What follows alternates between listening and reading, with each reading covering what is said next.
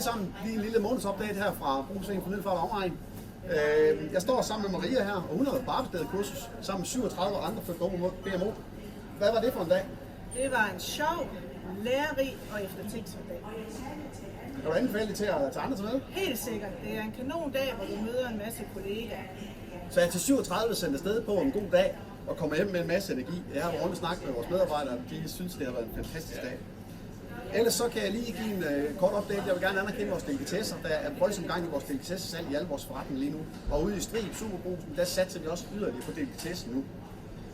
En anden ting, som jeg gerne lige vil anerkende, det er vores gode brød. Vi har fantastisk brødkvalitet, og vi har lavet en aftale med Kvickly i Vejle, der hvor Kenny han er kommet op, at de skal til at have brød fra Kvickly i Middelfart. Så det bliver rigtig godt. Jeg vil gerne bede alle sammen om at bakke op. Vi lægger en lidt større plan på bageren, og Anders og teamet laver noget fantastisk kvalitet, og vi skal til at sælge endnu mere brød. Så altså bak det godt op, vores gode brød. Ellers har vi flot vækst i vores 365'ere rundt om. Særligt Branderup har haft en helt fantastisk sommer, så godt gået ude i Branderup.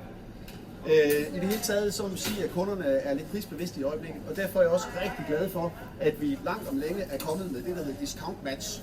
Og det er alle priserne i Kvickly, der nu bliver kontrolleret. Vi tjekker simpelthen prisen i Netto og i Rema, og så retter vi prisen en til en, sådan så Kvickly's og Superbrugsen's priser er på plads. Så discount match, tag godt imod det og hjælp kunderne med at forklare, at vores priser også i supermarkederne er fuldstændig på plads. Det sidste, jeg lige har i månedsopdaten, det er, at der sker lidt forandring i vores bestyrelse. Henrik Karlskov bliver vores nye bestyrelsesformand, og næstformand bliver Torben Fode. Og det sker, fordi at Jette er desværre nødt til at træde ud af vores bestyrelse. Jette har været formand i mange år, og det er hun, fordi hun er blevet en del af direktionen i Middelfart Sparekasse. Og rent lovformelt, så kan hun ikke blive siddende i vores bestyrelse, fordi vi har nogle ejendomme sammen. Og med det så vil jeg bare ønske alle sammen en kanon god arbejdsglæde i dag. Hold kæft, hvor har vi det godt.